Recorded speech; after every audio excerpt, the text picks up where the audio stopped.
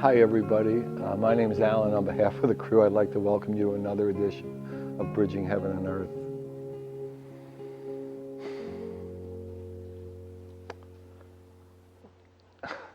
You know, I've done so many introductions now, and a lot of you from all the cities that Bridging is shown in, and all the people who watch it on the internet now where it's available all over the world, know that these introductions, actually people on the crew joke about it, that they're always more or less the same.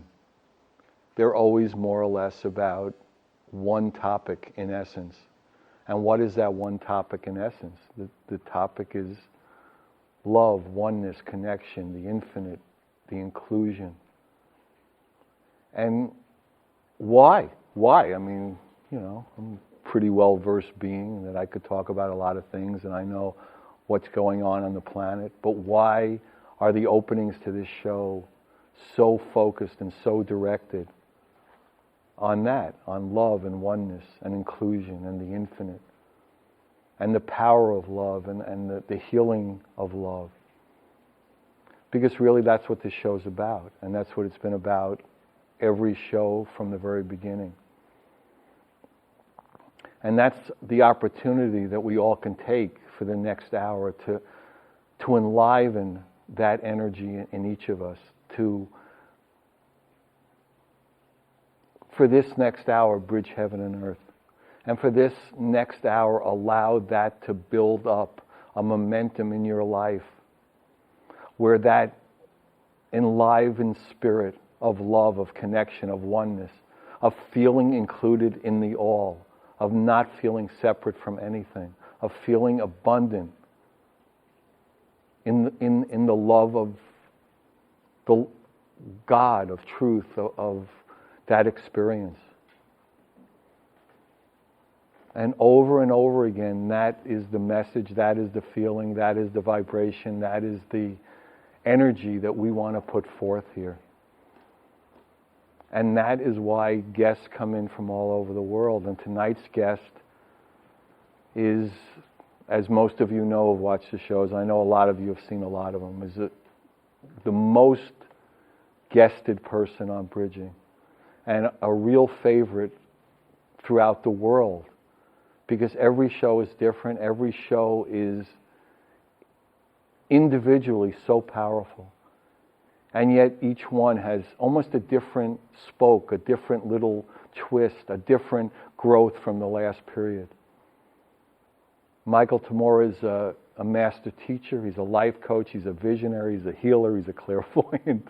I mean, he has really dedicated his life from an early age to the realization of truth, the spreading of truth, the vibrating of truth, joyously and lovingly traveling the world to bring that message and that experience and that vibration, that everyone on this planet is included in the love, that everyone on this planet is infinite.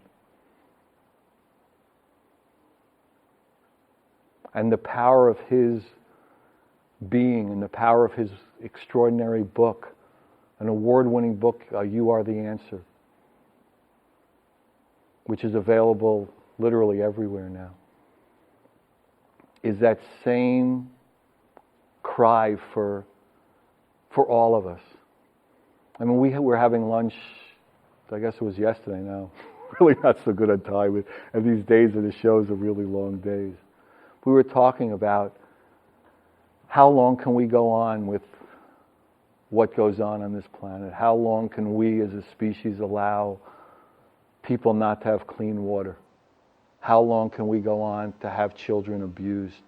How long can we go on to not have food? There's so much on this planet. There's so much abundance.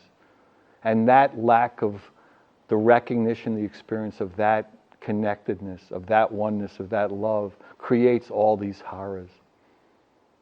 And this show and Michael are about that reconnection, the re-realization, the realization, the enlivenment, however you would say it, the healing of that brokenness, the healing of that feeling of not being infinite, the feeling of not being connected, that feeling of not being included.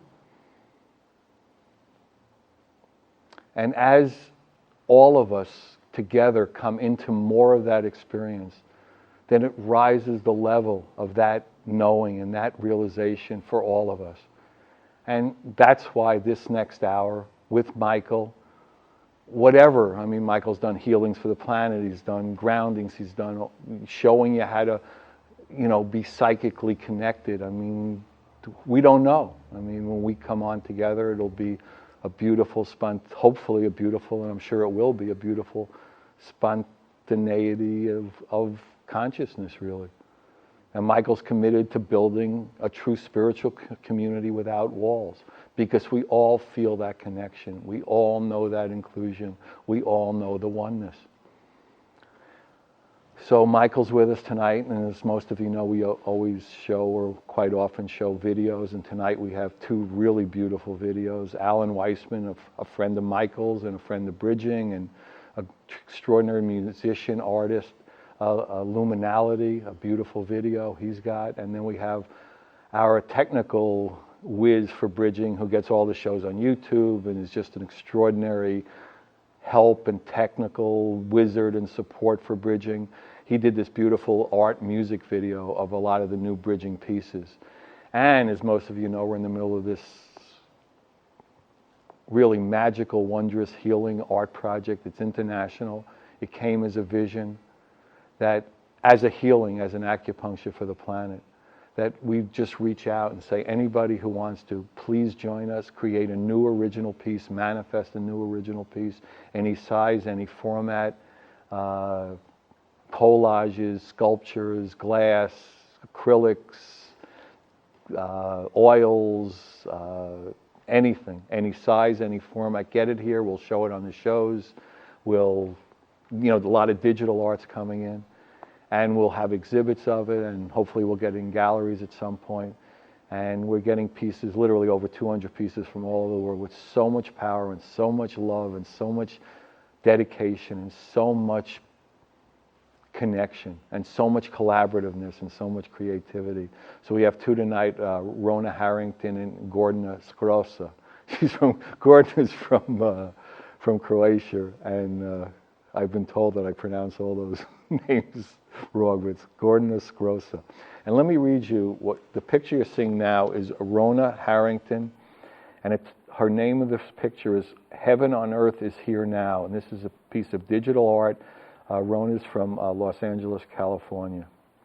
Originally named the Garden of Delight, this image was created in advance, awaiting a time when it would be seen by viewers of the Bridging Project. The heart, however, has since been enhanced, emphasizing love for all that is.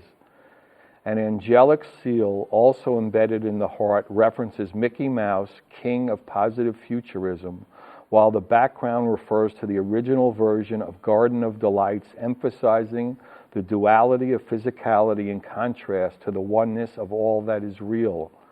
Finally, words and numbers around the frame emphasize the message. Please know I am indebted to Alan Silberhartz for holding the space for this project, as it is a gift far more valuable than I first imagined, certainly for those who create the work, as intention is the magical gateway to healing, connection, and love.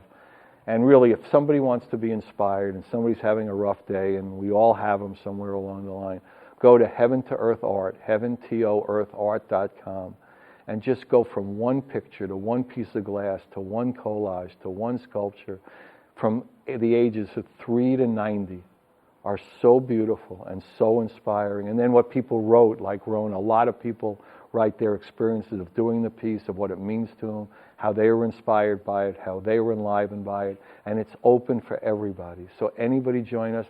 Everybody who joins us increases the healing, increases the acupuncture. Okay, so join me in a short meditation, and then we'll have Alan's video, and then we'll have Michael. So please join me in a short meditation.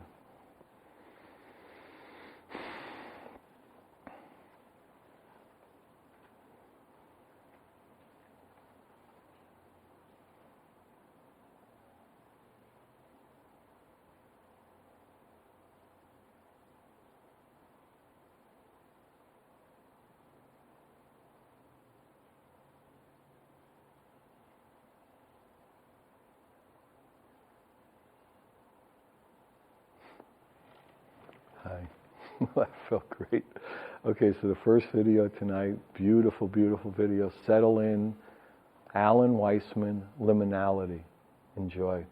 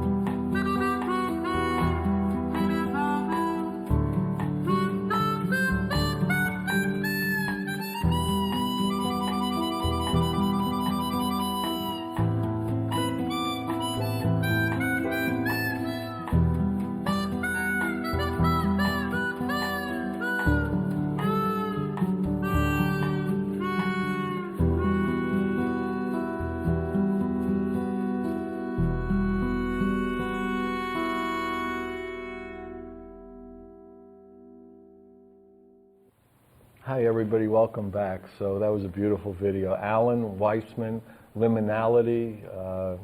It's all over the internet. Alan Weisman, Liminality. And the picture you're seeing in between Michael and I is Rona Harrington. She's from Los Angeles. Heaven on Earth is here now. It's digital art. Join us.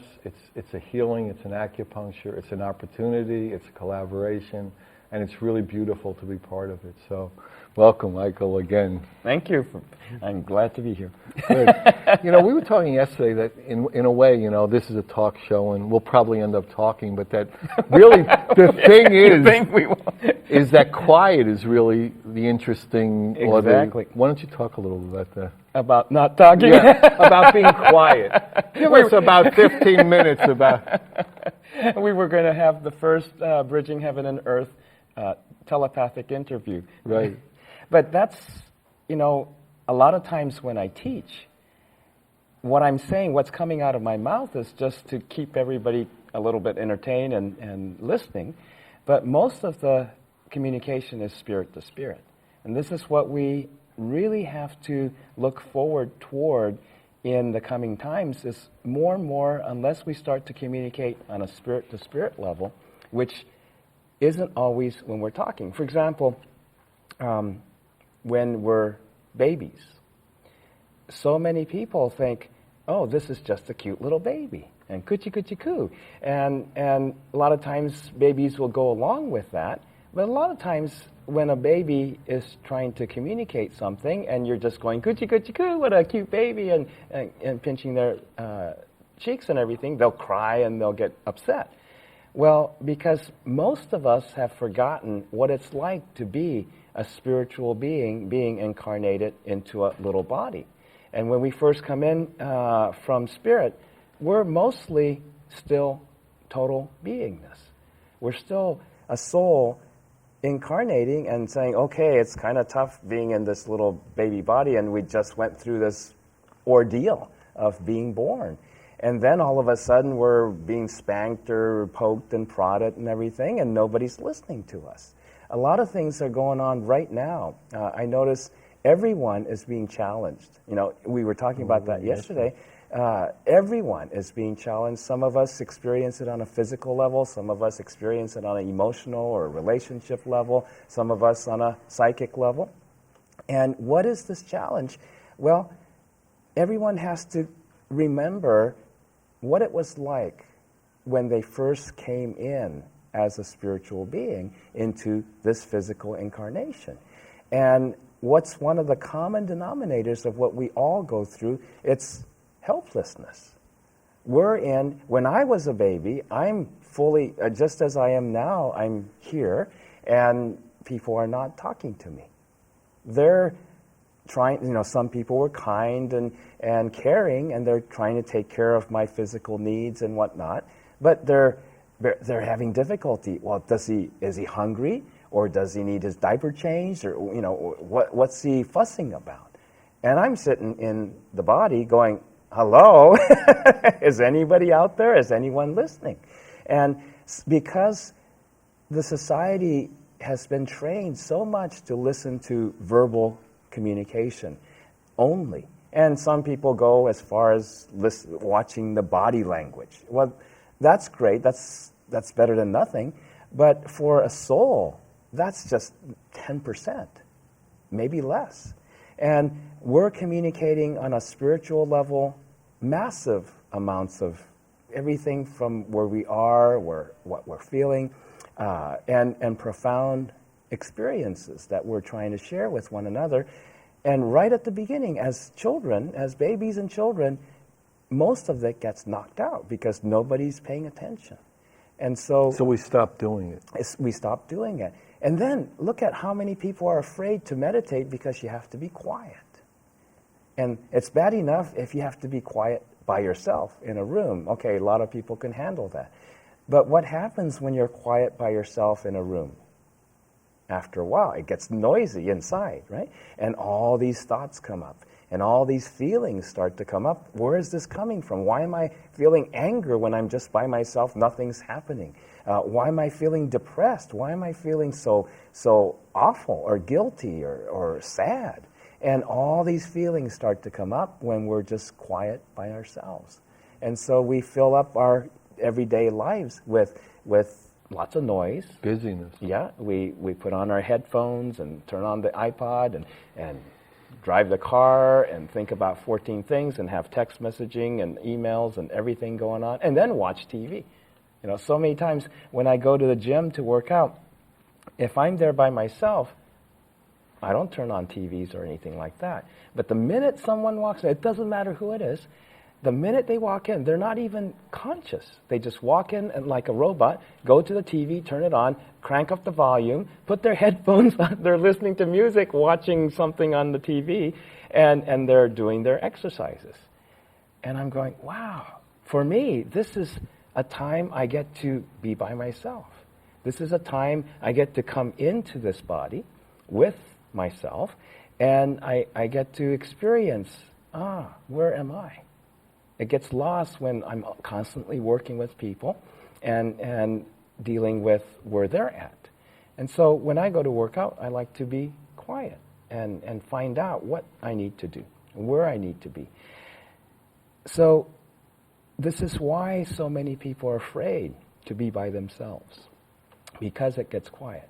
So if they can't be quiet by themselves, how are we going to be quiet with each other?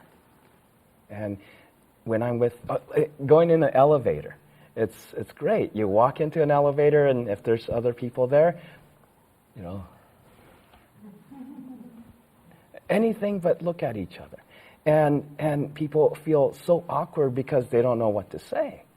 And so then, well, can we be relaxed, not having anything, you know, we don't have to say it's a nice day today, isn't it, or anything. We can.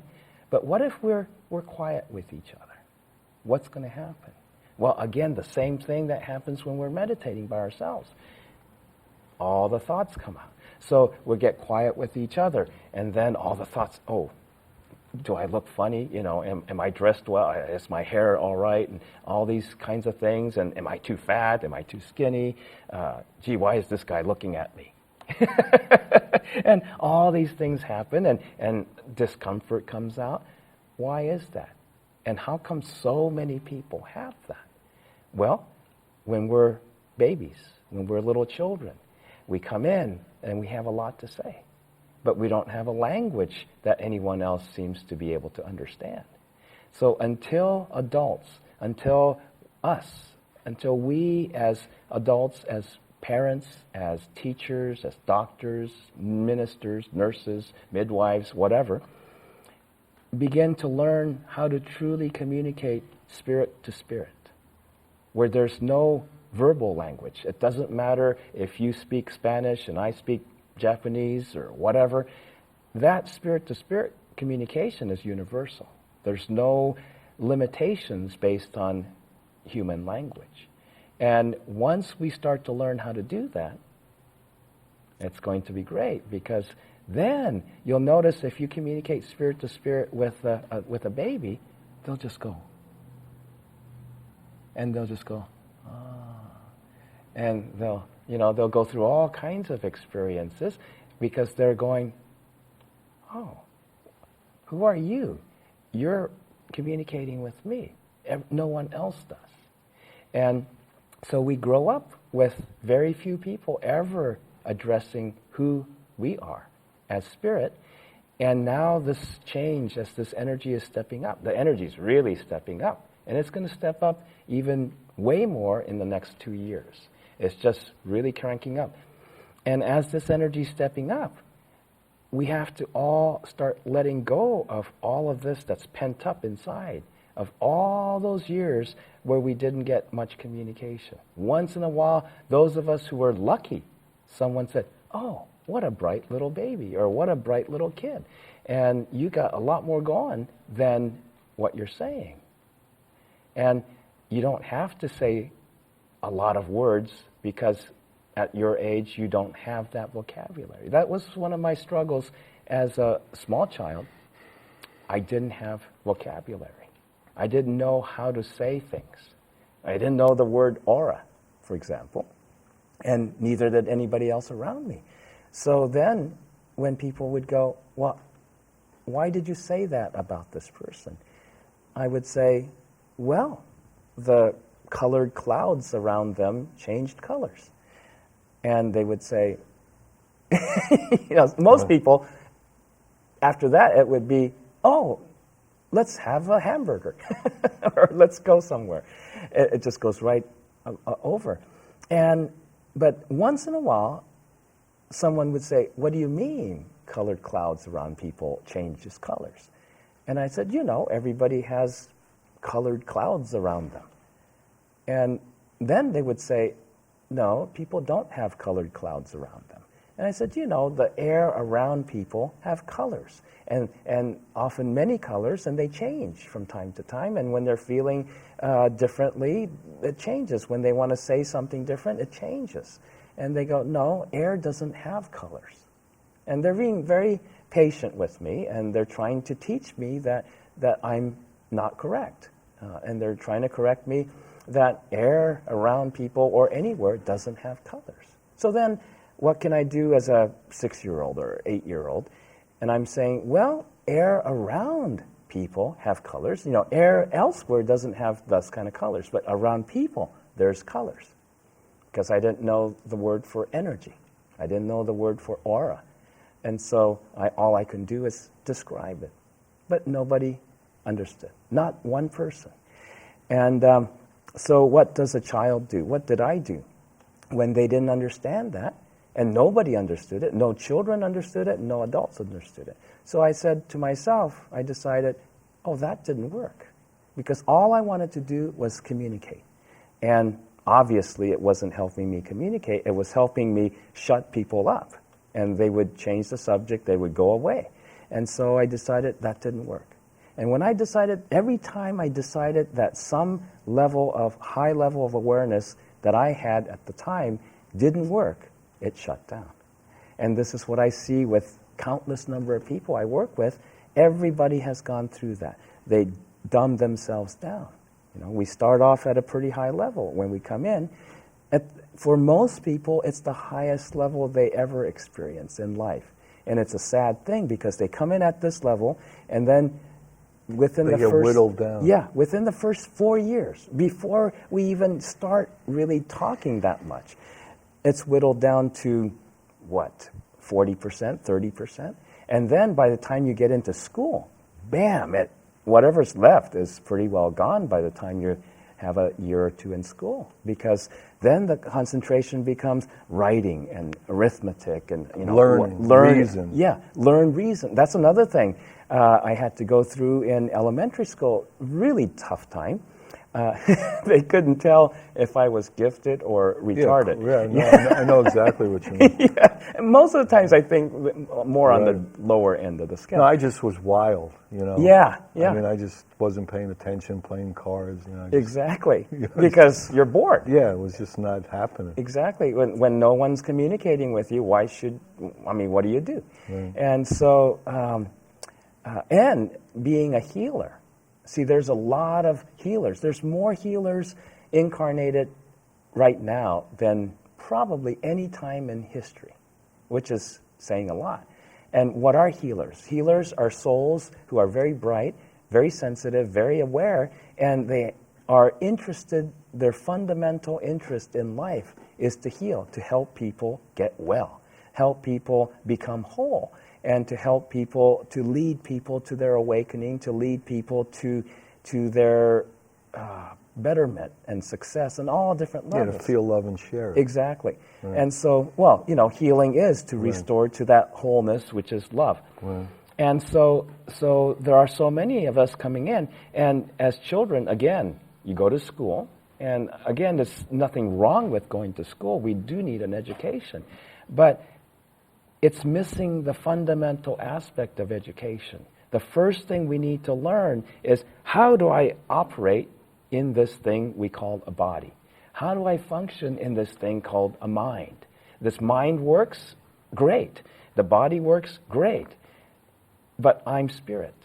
I'm a soul. I'm immortal. And I'm working in this mortal mind and mortal body. And every baby does that, right? Yeah. Right. Yeah, trying to figure it Yeah. out. I never grew up from that way. Right, no, you're a little jerky. Yeah. I'm still trying to, Right. okay, that's going to go there. Right. And so we figure out how to work these things. But long after we learn to work these things on the body physical level, really how much do we learn to work this thing, the mind? Well, the whole. The whole The kit whole and caboodle. package, Yep. yeah. And so then what do most beings get to by the time they're about 7, 8, 10 years old? It's been reduced down to, oh, you're at best, you're the mind. You're what you think, you're what you feel, you're the effect of everything. No wonder we feel helpless when there's a big shift happening and all is breaking loose. Instead of going, hooray, I'm having more freedom. I experience greater joy. No, because we're afraid. What is going on? It's like a massive earthquake, and I don't know when it's going to stop and what's going on. And I certainly don't feel immortal, and I don't feel no, connected. I feel like I'm going to die. Right, dying. Yeah, right. I feel like I'm dying, which Right. is exactly the cause of celebration. What does death mean on a spiritual level? It means you're becoming spirit, not the body. And The infinite part. the infinite, limitless. So what is breaking apart? What is this pain we feel? It's all the restrictions that we've been carrying around all our lives from the time we were born, even before we're born. Because what happens when conception takes place? No sane being is going to trying to climb into 3 or 4 cells, or a little fetus. We're going to sit around and hang out with mom in her aura and say, hey, how's it going? And where it's nice and comfortable instead of stuck in this dark space. And so we wait until the body's ready to come out. And the thing, on the turkey, the little thermometer sticks up and, okay, time to be born. And the body starts coming out. And when the hard part is done, and then we go, oh, now it's time to come in. We actually have a body. But that baby body is, whatever, 8 pounds, 7 pounds, 10 pounds, it's a huge one. Well, how big of a body were we in when we died in our previous life? You're what, 6'2"? 6'1", 6'2". Yeah, and when you die, well, that's a pretty big body. And then you come back in, generally you're going to be somewhere between 5 and 10 pounds, Well, what happens to all that mass of information and energy that you accumulated in this incarnation before you take off? Where are you going to put that? Well, that's what this aura is. The predominant part of what we call the aura around our bodies is the part of us, the part of our information that never got in.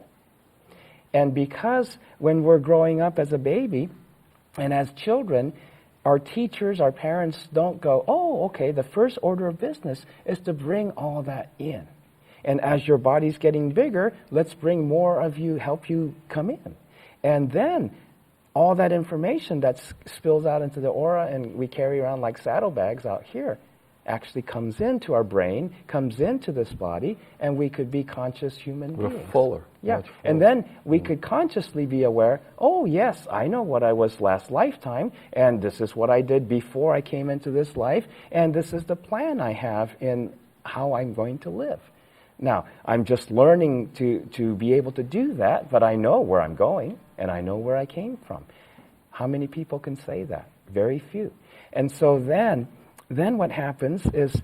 Well, let's watch the second video, and then we'll okay, come back. And then we'll come back and do more. And maybe we'll do something that'll really help connect. Okay, sounds good. So the next video, beautiful art project video. It's an art music video. George Graves, the Bridging Technical Wizard, has put this together. It's from, and the song with it is All the Same Love that Leslie and I wrote. It's on the Leslie Bridging Heaven and Earth CD. It's beautiful. The art is beautiful. All the pieces you're seeing came into the Bridging Heaven and Earth Healing Art Project. So everyone's welcome to join us. So enjoy.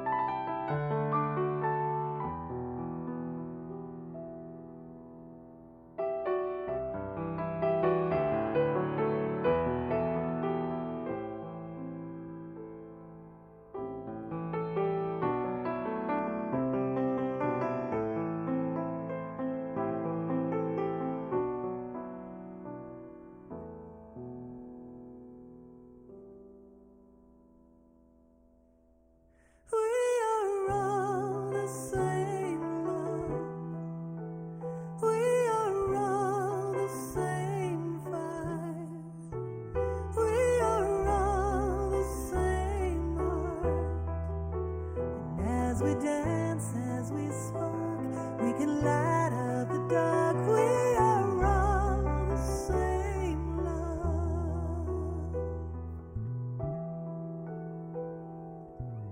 Hiding under separate skies, falling prey to different wise, dividing up what's yours, what's mine, afraid to cross the given line. We are all the same love. We are all the same fire. We are all the same heart. And as we dance, as we spark, we can light up the dark. We are all the same love. Rightly bind where we've been sold. It's black or white, it's young or old. Thinking we're from different homes, feeling like we're all alone. We are all the same love. We are all the same fire. We are all the same heart. And as we dance, as we spark, we can light up the dark. We are all the same love. There is no beginning to you, no end to me. There's no separation at all. We finally see.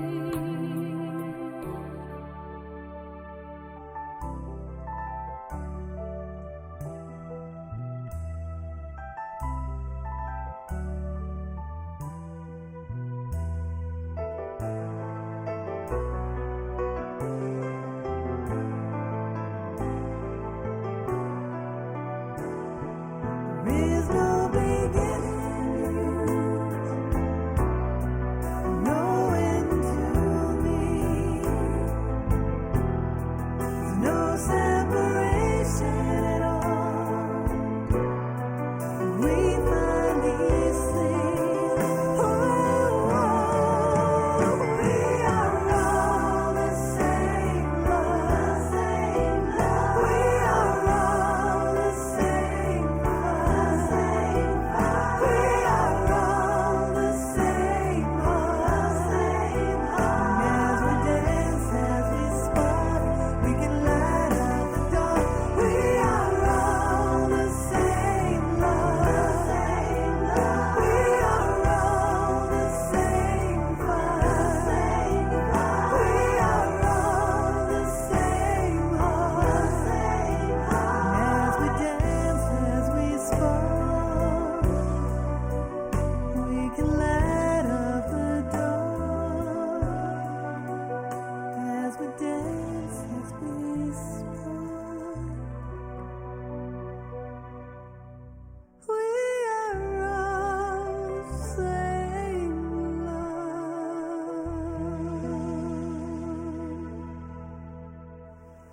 Well, welcome back. That was a beautiful video. Thanks, George, for putting that together. The music, all the same love. You know, really, we're all the same love.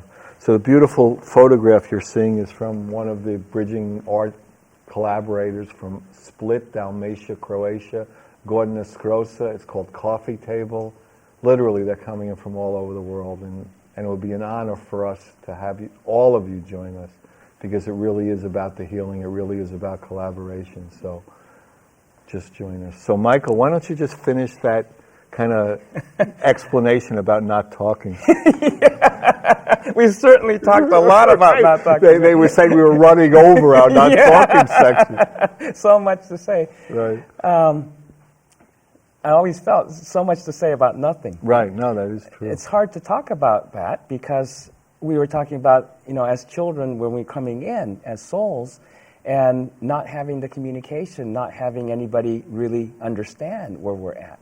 So what I notice now, as adults, the people who really didn't have that communication, which means most of the population, they're going through enormous changes where from inside, all the invalidation of spirit that they experience as children, and especially that area of helplessness, of not having the power to go, okay, you're, say a parent or a caretaker is carrying their bodies around. And they're trying to communicate as spirit, saying, see me, hear what I'm saying. And I know you. I know you from last lifetime. I've known you for a long time. And they go, okay, time for a diaper change, or whatever. And, okay, where's the communication? And there's a sense of helplessness. That's in a best case scenario. Mm-hmm. We feel helpless as children when we're not being heard as the spirit that we are. And then what happens if you're traumatized? What happens if you're abused? What happens if the people around you are actually mean and inconsiderate? And so then it gets even worse. So now is a time of great healing. What people call the shift is really a shift of consciousness, a great healing where all that invalidation, all that pain, all that isolation and loneliness comes out. And with that comes out the helplessness. So I see so many people when structures that they've kind of rooted themselves to, the economy and political structures, business structures, insurance, medical systems, and you get used to that. And all of a sudden, it's all falling apart. Well, it's a cause for celebration. This is what I tell a lot of people, is as you see everything falling apart, was it working in the first place? No. Was it serving? Was it really serving? Right. To some extent, but more on a patchwork, kind of jerry-rigging things. But was it fundamentally serving? No. And so that has to go first. And we're seeing it right now. We're seeing it all over the world. It's falling apart. So it's time for rejoicing. It's time for going, yay, it's falling apart. We're free. We're free of the old system. We're all free of the structures that didn't really serve. Now we can start to serve what needs to be served. And what is that? That's the essential beingness, essential spirit that we all are. And this is what bridging heaven and earth is all about, is oneness. Well, what is that oneness? That oneness is spirit. That oneness is who we really are. What keeps us from having that? Essentially, it's competition.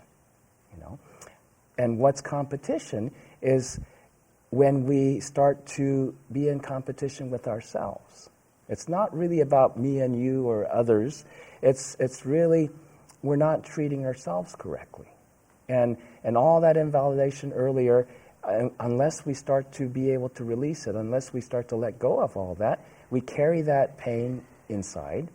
And every time we look at ourselves, we turn ourselves inward. Those of us who meditate, many people can't because there's just too much pain. Every time they turn within, all this pain comes out.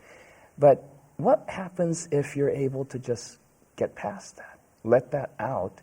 Then we start to realize every time we looked at ourselves and in search of ourselves and we turn inward, there's pain.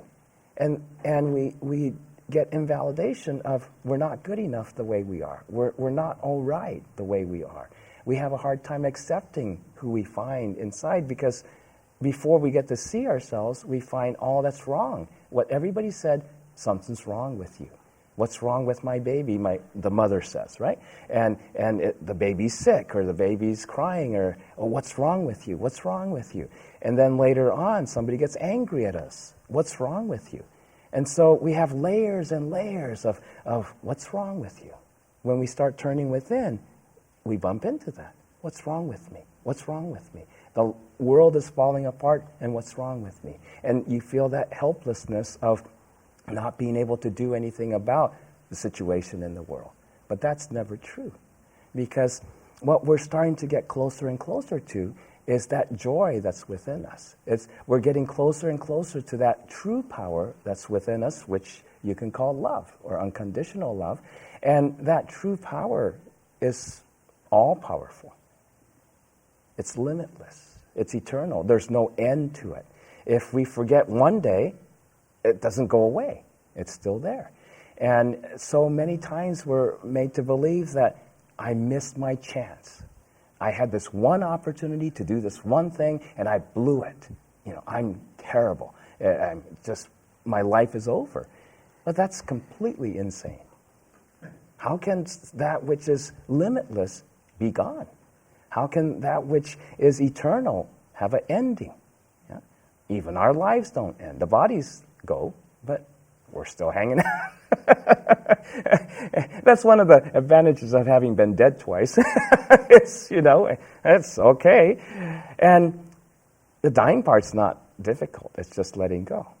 But coming back, you have to have commitment of going through this. We were talking about this yesterday at lunch is how unfair things are, how no one seems to value what is most important in life. But you can't give up. We have to continue to go forth, and go forth. It's very much like watching the pressure cooker from the outside. No matter how much pressure builds up, it looks the same. And if it's not a real pressure cooker, but it's got no relief valves, then if we're boiling it, pretty soon, up to the last minute, it looks exactly the same from the outside. But then you take it over that one step, and it'll blow up. We're getting close to that. I really feel we're getting close to that now. And why we were talking about this silence is so that we can start to tune into what is the spirit-to-spirit communication. How do we recognize each other as the true light that we are? Okay? That's all I ever do. All I ever do is communicate with people about what's obvious to me. When I see you, when I see a person, I look inside of who they are, and that's all I see. And then everything out here is secondary. I recognize what's out here, but if I don't say hello to what's inside first, it's not going to matter. And once we start to say hello to one another inside, then the first thing that's going to start to come out is everything that's in between, everything we put in to shelter, to protect, to divide and conquer, to isolate ourselves. We spend most of our lives trying to isolate ourselves from what threatens us, and we put it out here. So then two people come together, and there's a wall of energy. We have to knock this wall of energy down. But every time we say hello to each other, spirit to spirit, this starts to naturally crumble. People who are not prepared for that become afraid, because their attention goes more into what gets lit up here, which is all the fear, which is all the competition, which is all, I got to be better. I can't have you seeing me this way. I can't look like this and go outside into the public. And I've been a failure. All that stuff comes out. And all the helplessness comes out. And I think a lot of people are feeling that way, that helplessness. If they just knew that, that helplessness is just coming out, celebrate. It's time to take out the garbage. Let it all go. And then once we can let that go, we start to be able to go, there's nothing here. There's nothing between us. And you experience that oneness within. The amazing thing happens is that's individuality. Is not being different from everybody, but being the same. Knowing that underneath it all, we're the same. But you have a different wardrobe on. Right. And it's interesting. That's culture. I love culture, different cultures. We get to experience how that same oneness expresses itself differently in song, in dance, in paintings and pictures, in our verbal communication. But we were talking earlier that maybe we would have a few minutes on this show to be silent. And what I'd like to offer those who are watching is to be silent, but to ground themselves, to imagine a tree trunk from the tailbone area down to the center of the earth, and to center their awareness behind their eyes, the center of their head. And then as you do so, just relax, close your eyes, and give yourselves a deep breath. Give yourselves several deep breaths. And notice I say, give yourselves a deep breath instead of take a deep breath. Notice the difference when you are giving to yourselves, when you're giving as you do anything. And as you give yourselves a deep breath, relax, be grounded. I'd like you to just be silent, be aware of what starts to transpire within you. I'm going to offer this special healing for the next few minutes. Just experience. There is no time or space in spirit. So even if you're watching this as a download, watching this on YouTube, even if you're watching this a year, 2 years after this recording today, there is no time, there's no space in spirit.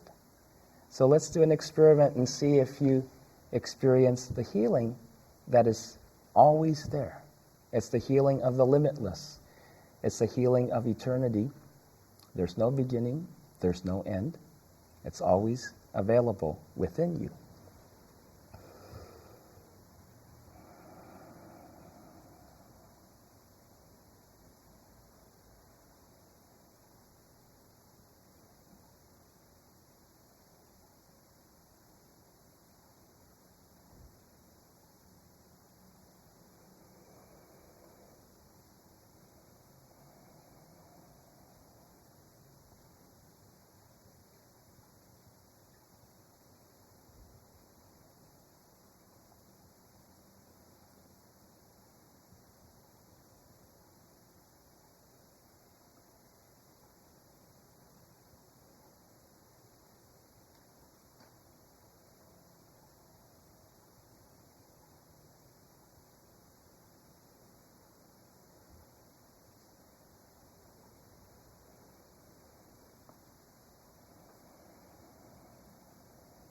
You may notice a movement of energy within you.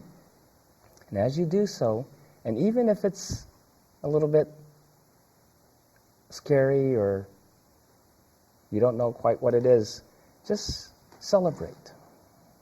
Just return to that place of celebration within yourself. And you'll find that all the external stuff will lift off of you.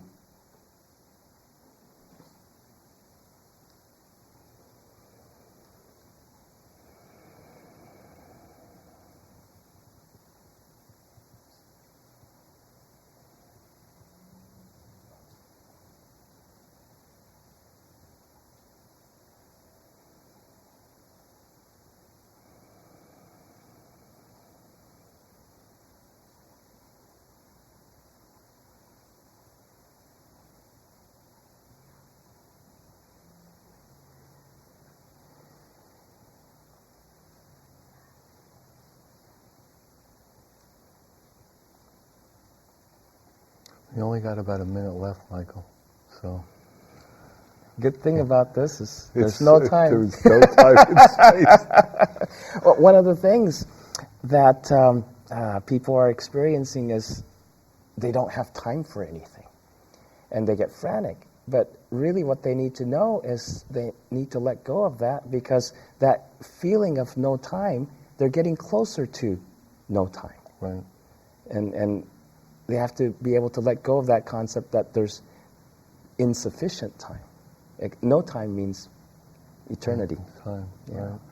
So really, we're coming to the end of the show. I know it went fast. I mean, I heard the crew members going, Alan, Wake you up. are with us. Are you with us? Any information about Michael? Michael's done a lot of other bridging shows where a lot of beautiful things have happened. You can go to YouTube, Bridging Heaven Earth with Michael Tamura. They'll just come up from Michael's site. You could see a lot of them. So just if you want information, call me, Alan, 805-687-2053. 805-687-2053. Good night. We love you. God bless you.